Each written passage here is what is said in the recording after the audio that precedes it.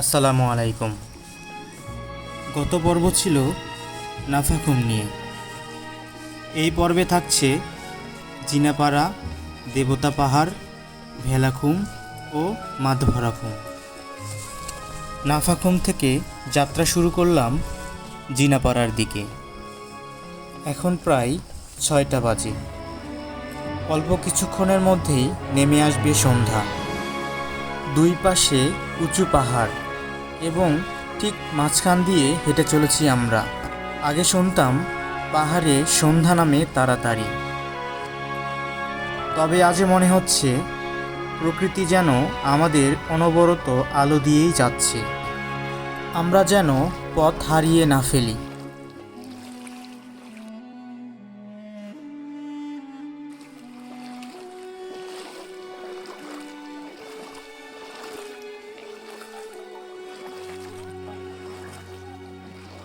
বলতে না বলতেই নেমে এলো সন্ধ্যা। চারিদিকে ঘন অন্ধকার। প্রকৃতি যেন তার খারাপ রূপ দেখাচ্ছে। টর্চের আলোতে ছুটে চলেছি আমরা। দীর্ঘ পথ চলার পর দেখা মিলল একটি ছোট্ট দোকানের, যা জিনাপাড়া থেকে খুব কাছেই। ব্ল্যাকটা হচ্ছে বেশি ভালো লাগছে। ও তো হাতে এখানে ব্যথা করে দেন।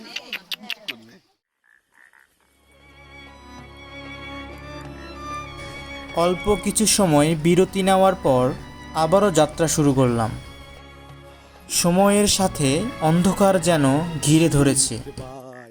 অন্ধকারের সাথে সাথে নেমে এসেছে শীতের ছোঁয়া। আর অল্প কিছু সময়ের মধ্যেই পৌঁছে যাব জিনাপাড়ায়। দেখা হবে গেস্ট হাউসে।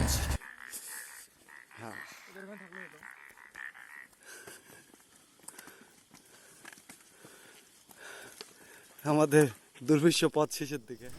ভিউয়ার্স, এই হলো আমাদের থাকার ঘর। পুরোটা বাঁশ দিয়ে সাজানো। সোলার লাইট আছে, তবে মোবাইল চার্জ দেবার ব্যবস্থা নেই। মোবাইল চার্জ দিতে হলে যেতে হবে মালিকের ঘরে। দেখা হচ্ছে সকালে।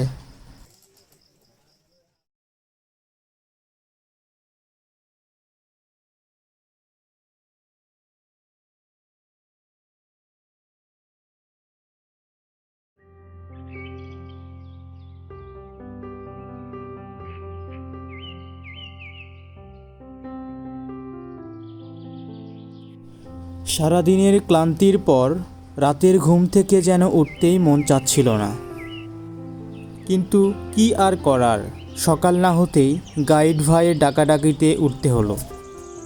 এখন সকাল 7:30। সকালের খাবার পর রওনা দেব দেবতা পাহাড়ের দিকে। এই ফাঁকে চলুন দেখে আসি জিনাপাড়া। এই এলাকা তুলনামূলক অনেক বড় এলাকা। পাশে আছে থুইসাপাড়া এবং ঠিক সোজা পাহাড়ের চূড়ায় জিনাপাড়া বিজিবি ক্যাম্প। ঘরগুলো সম্পূর্ণ বাঁশের তৈরি, এমনকি বেসমেন্টও বাঁশের। এ এক আজীব ঘটনা।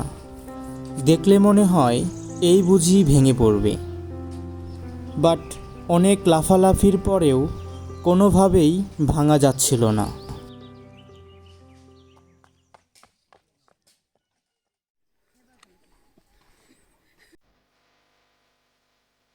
যাত্রা শুরু করলাম দেবতা পাহাড়ের দিকে। দেবতা পাহাড় নামটা শুনলেই যেন বুকের ভেতর কেমন করে ওঠে।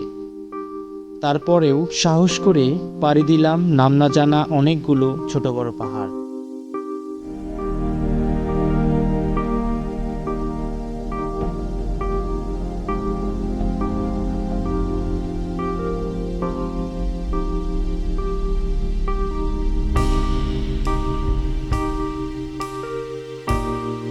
এই পাহাড়টি জিনাপাড়া থেকে খুব কাছেই এবং ঠিক পাশের পাহাড়েই রয়েছে বিজিবি ক্যাম্প, যা এখান থেকে খুব ভালোভাবেই দেখা যায়। দেবতা পাহাড় যাবার সময় শুধু উপরের দিকেই উঠতে হয়। দেখছেন এবার দেখেন, এবার দেখেন। পাহাড়গুলো বেশ উঁচু এবং উঠতে খুব কষ্টসাধ্য।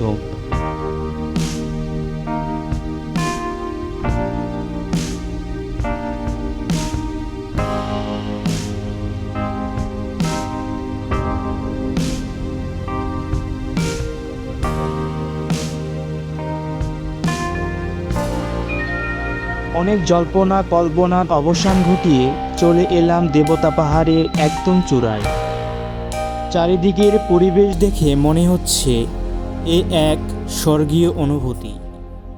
সৃষ্টিকর্তা যেন প্ল্যান করে এসব বানিয়েছেন। মোটামুটি রেস্ট নেওয়া কমপ্লিট, এখন শুধু নামার পালা। গাইডের কথা মতে আনুমানিক 75 থেকে 80 ডিগ্রি অ্যাঙ্গেল নামার রাস্তাটি। তাহলে তো বুঝতেই পারছেন কেমন বিপজ্জনক। দেখা হচ্ছে ঠিক দেবতা পাহাড়ের পাদবিন্দুতে।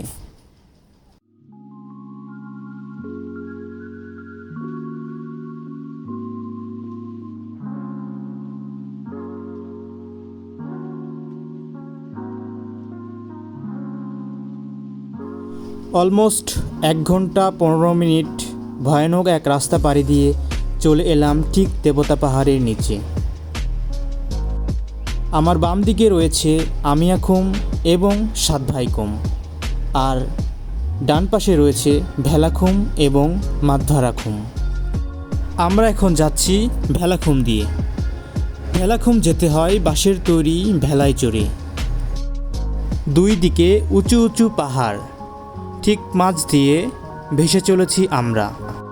ভাসতে ভাসতে চলে এলাম মাধভারাখুমে। ছোট বড় বিভিন্ন ধরনের পাথর দিয়ে সাজানো এই জায়গা।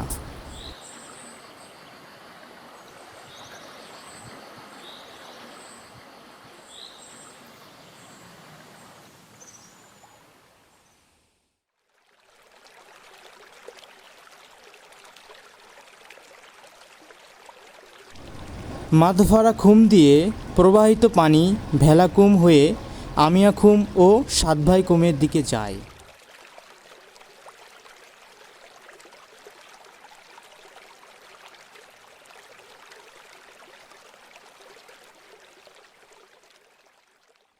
এবার ভেলায় চড়ে ভেসে ভেসে যাচ্ছি আমিয়াখুমের দিকে।